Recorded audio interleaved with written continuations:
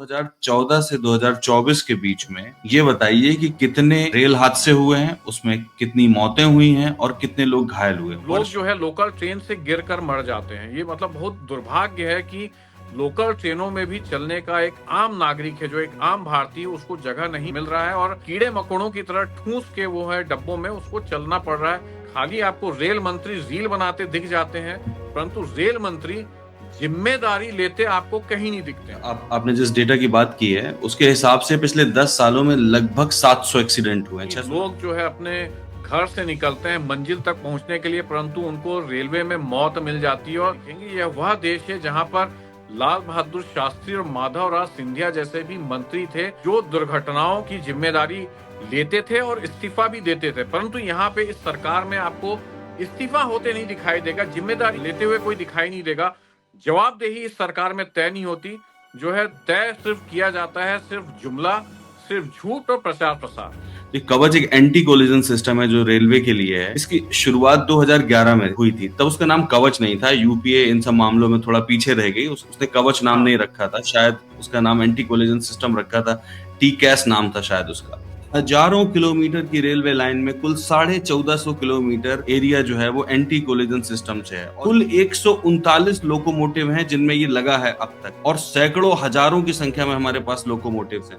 इसका मतलब ये है कि कवच सिर्फ बताने के लिए, धरातल में उतारने के लिए कवच नहीं। नागरिक सुरक्षा पूरी तरीके से बेमानी है। मैंने तो ये भी पूछा था कि रेल मंत्री जो है वो अपने सोशल मीडिया पर रील बनाने के लिए प्रतिवर्ष कितने लाख कितने करोड़ खर्चा कर रहे हैं। कि जो अभी 12 जून को अहमदाबाद में प्लेन क्रैश हुआ है, इसमें एनआईए की भी एंट्री हुई। मतलब कोई ऐसा एंगल है जिसमें सिक्योरिटी कंसर्न है। इंडियन एयरफोर्स के जो एयरपोर्ट्स हैं उसको किसी प्राइवेट एंटिटी को कैसे दे सकते हैं। कम से कम यूपीए सरकार के समय हम लोग आरटीआई लगाते थे तो जवाब मिलते थे, जवाबदेही तय होती थी। मंत्रियों के इस्तीफे तो सिर्फ कपड़े बदलने के कारण हो जाते थे। अगर आप याद करें, मंत्रियों के इस्तीफे तो इसलिए हो जाते थे कि मंत्री का कोई दूर का भांजा जो है वह रिश्वत की बात करते हुए पकड़ा जाता है। ये मतलब आपकी मंशा ये है कि जनता तक इसका जवाब जो है ना पहुंचे, जनता को जानकारी ना मिले। कि सरकार ने सिक्योरिटी कंसर्न पर ध्यान ही नहीं दिया, या कम से कम उसके आरटीआई जवाब से तो यही पता चलता है कि द हिंदू ने उस समय रिपोर्ट किया था कि सरकार ने इसको इंटरनेशनल एयरपोर्ट घोषित किया 10 दिन से अधिक दिनों के लिए। आपकी आरटीआई से पता चल रहा है कि directorate general of civil aviation के पास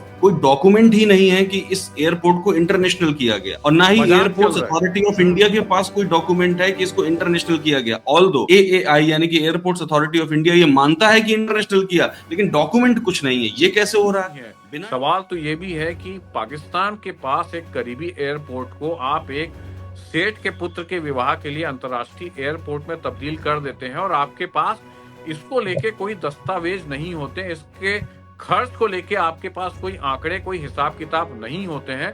ग्राउंड इंजीनियर कौन था, किसने उसको उड़ जाने की अनुमति दी, विमान का जो है फिटनेस टेस्ट कब हुआ, विमान का फिटनेस सर्टिफिकेट कहाँ है, यह देशवासियों के सामने आना चाहिए था। ऐसी चर्चा है, ऐसा लोग कह रहे हैं कि विमान का महीनों से फिटनेस टेस्ट नहीं हुआ था, उसका जो है फिटनेस सर्टिफिकेट नदारद था। आप देखते हैं इस आरटीआई का भी यह सरकार जवाब देती है या नहीं देती है। एनआईए जांच कर रही है, और एनआईए जैसी संस्थाओं को हमने आरटीआई से मुक्त रखा है, इसलिए हम आपको फिटनेस सर्टिफिकेट जो है वो नहीं दे सकते। तो देखिए ये सब गोलमाल बातें हैं, ये सब छुपाने की बातें। सभी देशवासियों को यह जानने का हक था कि उनका एक देशभक्त सैनिक हेलीकॉप्टर दुर्घटना में क्या मानवीय त्रुटि से दुर्घटना हुई थी उस हेलीकॉप्टर की, या कोई षड्यंत्र था, कोई साजिश थी, कोई हत्या था।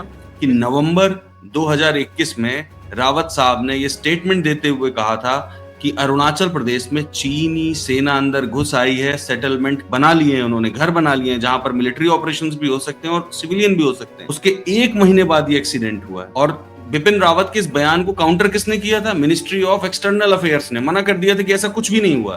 सीडीएस रावत चीनी विस्तारवादी नीतियों को लेकर बहुत मुखर थे। वो चीन के खिलाफ जो है लगातार बयान दे रहे थे, जबकि आप देखेंगे कि राजनेताओं के मुंह से चीन का च नहीं निकल रहा था।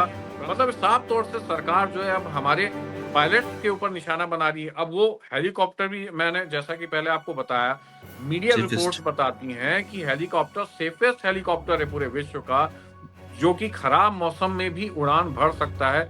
वह हेलीकॉप्टर कैसे दुर्घटनाग्रस्त हो गया, उस हेलीकॉप्टर के ब्लैक बॉक्स में आखिरी बातें क्या हुई।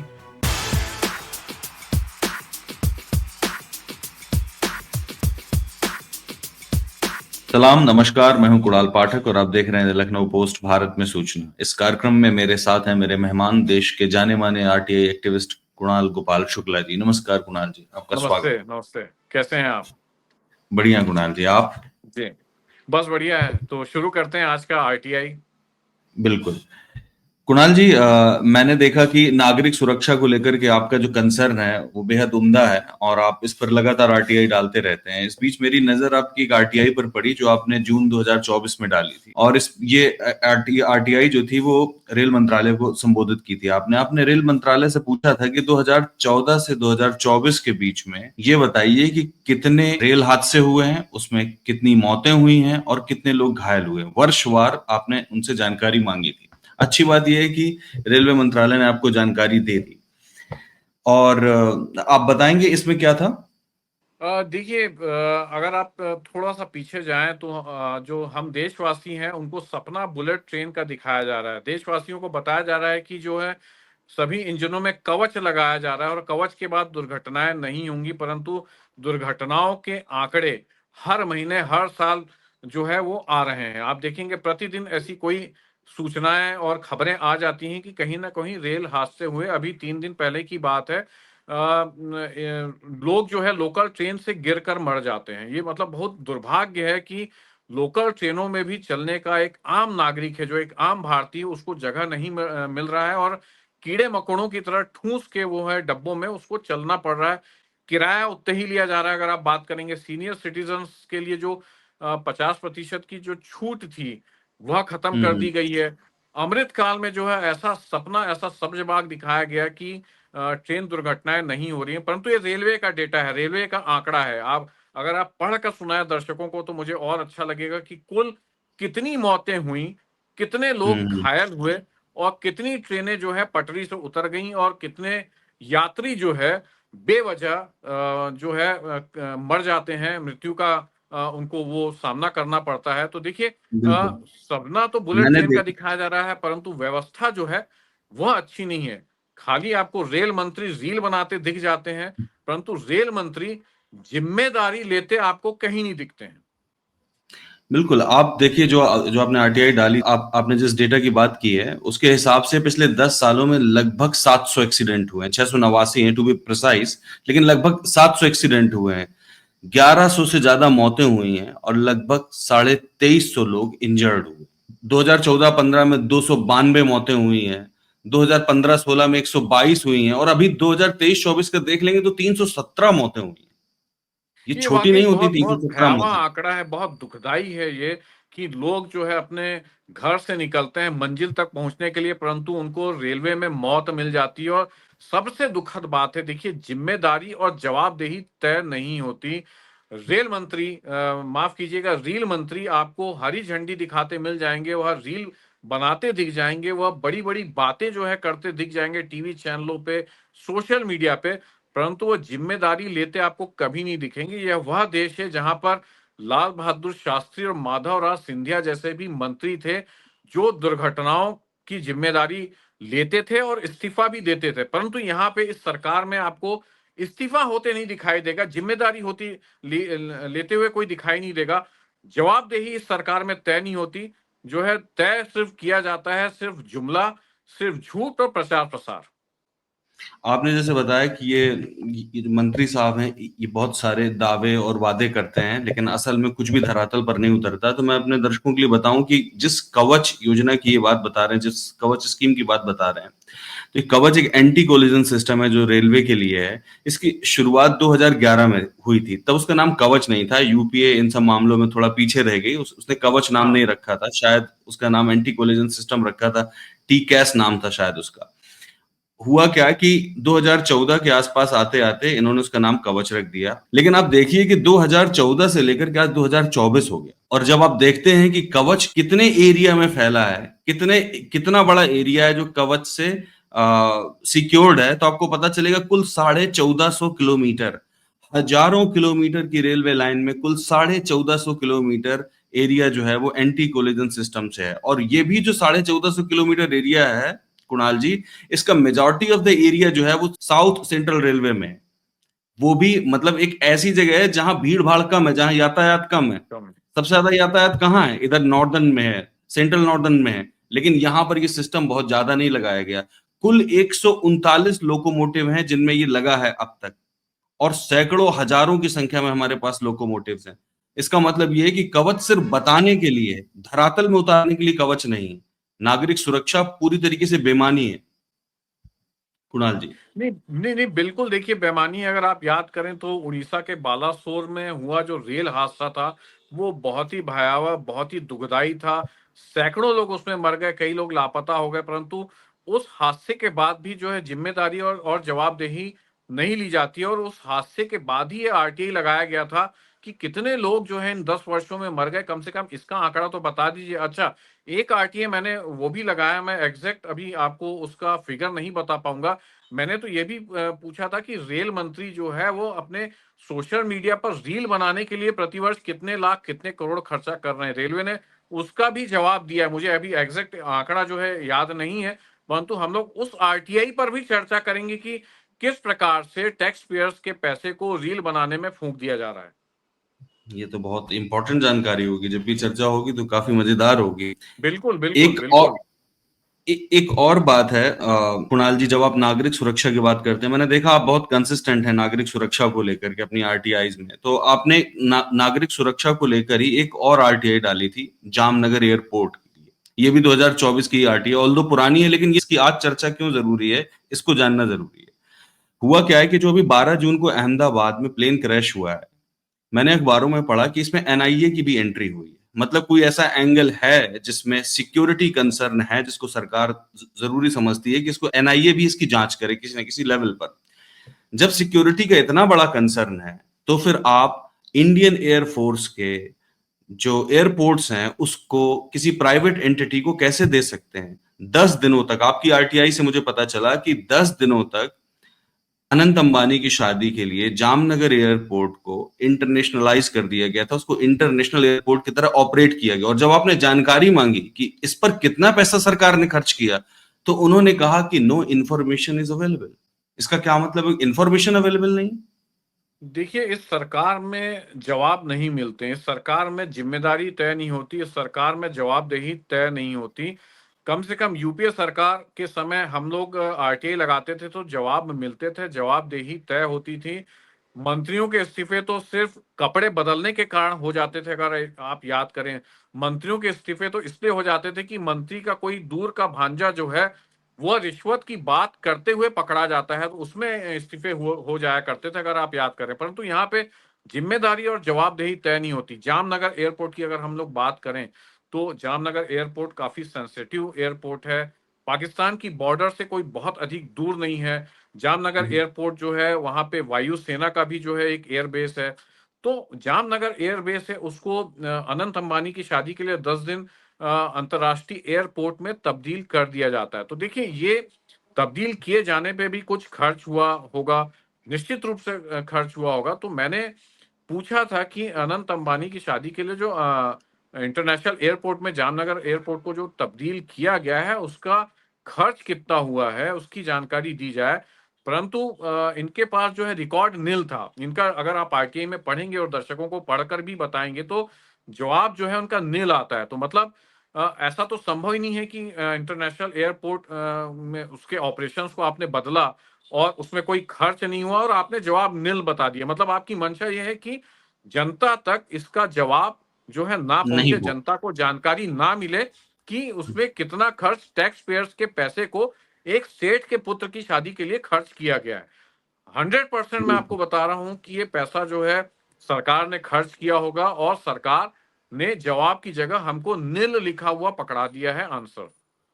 और सबसे बड़ी बात जो है जिस वजह से इस 1 साल पुरानी आरटीआई की हम चर्चा कर रहे हैं, वो ये कि सरकार ने सिक्योरिटी कंसर्न पर ध्यान ही नहीं दिया, या कम से कम उसके आरटीआई जवाब से तो यही पता चलता है।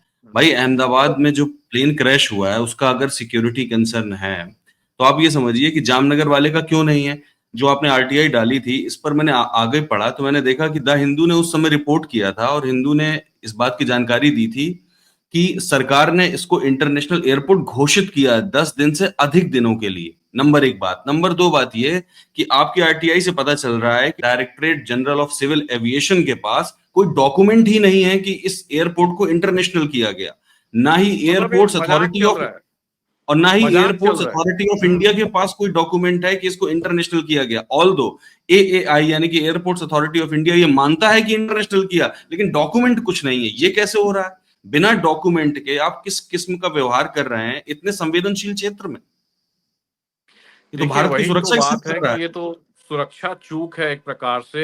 बिल्कुल। विदेशी लोग आते रहे, विदेशी चार्टर प्लेन जो है जामनगर एयरपोर्ट में उतरते रहे, उन जो है विमानों की सुरक्षा जांच कैसे हुई हुई, उन मेहमानों को किस प्रकार से सिक्योरिटी चेक के दायरे से गुजरना पड़ा। देखिए सवाल कई हैं। सवाल तो ये भी है कि पाकिस्तान के पास एक करीबी एयरपोर्ट को आप एक सेठ के पुत्र के विवाह के लिए अंतर्राष्ट्रीय एयरपोर्ट में तब्दील कर देते हैं और आपके पास इसको लेके कोई दस्तावेज नहीं होते, इसके खर्च को लेके आपके पास कोई आंकड़े, कोई हिसाब किताब नहीं होते हैं। तो एक हम्म। प्रकार से जो विमानन मंत्रालय है, मुझे लगता है एक प्रकार से जुमले और हवाबाजी में ही चल रहा है। अब दूसरी महत्वपूर्ण बात है, मैंने अभी कल परसों ही सरकार से फिर से पूछा है, मीडिया इस हम्म। पर बात नहीं कर रही है। जिस प्रकार से बड़े मीडिया हाउसेस उनको बात करना चाहिए। अ, एक एयर इंडिया का विमान जो गिर जाता है, जो काफ़ी ड्रीमलाइनर विमान जो है, वो बहुत सेफेस्ट कहलाता है। जैसा मैं एविएशन जो विशेषज्ञ हैं, उनकी बातें मैं सुन रहा था। वह विमान गिर जाता है महज़ 1 मिनट के अंदर। अ, उसको लेके जो है मैंने आरटीआई लगाए हैं, अब देखते हैं सरकार का जवाब क्या आता है। ग्राउंड इंजीनियर कौन था? किसी भी विमान को देखने के लिए कोई ग्राउंड इंजीनियर होता है, किसने उसको देखा, किसने उसको उड़ जाने की अनुमति दी? विमान का जो है फिटनेस टेस्ट कब हुआ? विमान का फिटनेस सर्टिफिकेट कहाँ है? यह देशवासियों के सामने आना चाहिए था। ऐसी चर्चा है, ऐसा लोग कह रहे हैं कि विमान का महीनों से फिटनेस टेस्ट नहीं हुआ था, उसका जो है फिटनेस सर्टिफिकेट नदारद था। आप देखते हैं इस आरटीआई का भी यह सरकार जवाब देती है या नहीं देती है। अच्छा, अब वो एनआईए की एंट्री हो गई है, तो अब इनके पास ये कहने को ये है कि भाई एनआईए जांच कर रही है और एनआईए जैसी संस्थाओं को हमने आरटीआई से मुक्त रखा है, इसलिए हम आपको फिटनेस सर्टिफिकेट जो है वो नहीं दे सकते। तो देखिए ये सब गोलमाल बातें हैं, ये सब छुपाने की बातें हैं। और अगर आप थोड़े समय पहले की बात करें तो एक जो हमारे सीडीएस हैं, सीडीएस विपिन रावत, उनका हेलीकॉप्टर दुर्घटनाग्रस्त होता है। वह हेलीकॉप्टर भी सेफेस्ट हेलीकॉप्टर कहलाता है पूरे विश्व में। ऐसा कहा हम्म। जाता है उस हेलीकॉप्टर के बारे में कि वो विपरीत मौसम, खराब मौसम में भी वह उड़ान भर सकता है। वह हेलीकॉप्टर भी दुर्घटनाग्रस्त होता है। उस हेलीकॉप्टर की भी जांच रिपोर्ट हम आरटीआई से मांगते रहे, परंतु उसको भी सुरक्षा कारणों का हवाला देकर उसको नहीं दिया जाता है। जबकि सभी देशवासियों को यह जानने का हक था कि उनका एक देशभक्त सैनिक हेलीकॉप्टर दुर्घटना में क्या मानवीय त्रुटि से दुर्घटना हुई थी उस हेलीकॉप्टर की, या कोई षड्यंत्र था, कोई साजिश थी, कोई हत्या था। ये हम सभी जानना चाह रहे थे, ये सभी एक देशवासी को जानने का हक था। सरकार ने इसका भी जवाब नहीं दिया। बिल्कुल नहीं दिया। मुझे याद है आपकी इस आरटीआई के बारे में मैंने पढ़ रखा है। ये भी 2024 की आरटीआई है। इसमें आपने डिमांड की थी कि इसकी इन्वेस्टिगेशन रिपोर्ट आपको दी जाए, लेकिन इसकी इन्वेस्टिगेशन रिपोर्ट नहीं दी। मैंने इसमें आगे डिग किया तो मुझे पता चला कि पार्लियामेंट्री पैनल बनाया गया था जिसने सिर्फ इतना बताया कि ह्यूमन एरर थी। सवाल यह है कि अगर इन्वेस्टिगेशन हुआ है और अगर उसमें ह्यूमन एरर भी थी तो आप इन्वेस्टिगेशन रिपोर्ट क्यों नहीं पब्लिक करते हैं? पहली बात। दूसरी बात यह बिल्कुल। कि कंसीडरिंग दिस फैक्ट कि बहुत सारे लोग कॉन्स्पिरेसी थ्योरी इसमें इन्वॉल्व कर रहे हैं कि हो सकता है कि सीडीएस रावत का हो सकता है उनकी हत्या की गई हो सकता है चाइना ने उनकी हत्या करवाई हो, या हो सकता है देश में ही कोई हो। मैं ये सोचता हूं सूचना के प्रसार का मतलब ही यही है कि आप कॉन्स्पिरेसी थ्योरीज को नष्ट कर दें। आप सूचना को उत्तर दीजिए और सारी चीजें ठीक हो जाएंगी। आप देखिए कि सवाल यह भी है कि रावत साहब जो है वो अग्निवीर स्कीम से खुश नहीं थे और उनके मरने के 6 महीने बाद अग्निवीर स्कीम लागू कर दी गई। यह भी बात लुकी छिपी नहीं है कि नवंबर 2021 में रावत साहब ने यह स्टेटमेंट देते हुए कहा था कि अरुणाचल प्रदेश में चीनी सेना अंदर घुस आई है, सेटलमेंट बना लिए हैं, उन्होंने घर बना लिए हैं जहां पर मिलिट्री ऑपरेशंस भी हो सकते हैं और सिविलियन भी हो सकते हैं। उसके 1 महीने बाद ये एक्सीडेंट हुआ है। और बिपिन रावत के इस बयान को काउंटर किसने किया था? मिनिस्ट्री ऑफ एक्सटर्नल अफेयर्स ने मना कर दिया था कि ऐसा कुछ भी नहीं हुआ। मेरे कहने का मतलब है कि ये बिल्कुल लाजमी है कि कॉन्स्पिरेसी थ्योरी हो इसमें, लेकिन आप जैसे लोग जब सूचना मांगते हैं तो उनको दे देना चाहिए ताकि इन्वेस्टिगेशन सामने हो जाए। हम तो मानते हैं कि हमारी सरकार पाक साफ है। नहीं, नहीं, बिल्कुल। और देखिए सीडीएस रावत चीनी विस्तारवादी नीतियों को लेके बहुत मुखर थे। वो चीन के खिलाफ बहुत। जो है लगातार बयान दे रहे थे, जबकि आप देखेंगे कि राजनेताओं के मुँह से चीन का च नहीं निकल रहा था, परंतु हुँ, सीडीएस रावत जो है लगातार बयान दे रहे थे। सीडीएस रावत अरुणाचल में चीनी घुसपैठ का जो है बयान वो कर रहे थे। तो देखिए बहुत सारी कॉन्स्पिरेसी थ्योरी हो सकती है। अब ह्यूमन एरर में आप सीधे-सीधे अगर आप बोलेंगे तो सीधे मतलब सरकार क्या पायलट को दोषी मान रही है? क्या हमारे पायलट जो है स्किल नहीं है? मतलब साफ तौर से सरकार जो है अब हमारे पायलट्स के ऊपर निशाना बना रही है। अब वो हेलीकॉप्टर भी मैंने जैसा कि पहले आपको बताया, मीडिया रिपोर्ट्स सेफेस्ट। बताती हैं कि हेलीकॉप्टर सेफेस्ट हेलीकॉप्टर है पूरे विश्व का, जो कि खराब मौसम में भी उड़ान भर सकता है। वह हेलीकॉप्टर कैसे दुर्घटनाग्रस्त हो गया? उस हेलीकॉप्टर के ब्लैक बॉक्स में आखिरी बातें क्या हुईं? क्या कहा पायलट ने, क्या सूचनाओं का आदान-प्रदान जो है, जो पास का जो एयर ट्रैफिक कंट्रोल था, उससे क्या बातें हुई, ये सब देखिए बहुत सारी बातें हैं जो हम सबको जानना था। सीडीएस रावत के साथ कुछ अन्य अफ़सर भी थे, कुछ अन्य काबिल अफ़सर थे सेना के, वह भी जो है मृत्यु को प्राप्त हो जाते हैं। तो देखिए, बहुत सी बातें जो है अब सरकार ने छुपा दी हैं। बिल्कुल, बिल्कुल सही बात है और ये एक तरीके से कॉन्स्पिरेसी थ्योरीज़ को बढ़ावा मिलता है। मेरा तो ये मानना है कि सूचना का अधिकार इतना ज़बरदस्त अधिकार है कि इससे आप मिस इन्फॉर्मेशन से लड़ सकते हैं, आप कॉन्स्पिरेसी थ्योरीज़ से लड़ सकते हैं और सरकार पर भरोसा करना सीख सकते हैं, बशर्ते सरकार सूचनाएँ देना जारी रखे और ये ना कहे कि नो इन्फॉर्मेशन अवेलेबल, निल और तमाम ऐसी चीज़ें जिनसे हतोत्साहित होता है दिमाग। थैंक यू कुणाल जी। बातचीत करने के लिए बहुत-बहुत धन्यवाद। इस बातचीत को यहीं खत्म करते हैं।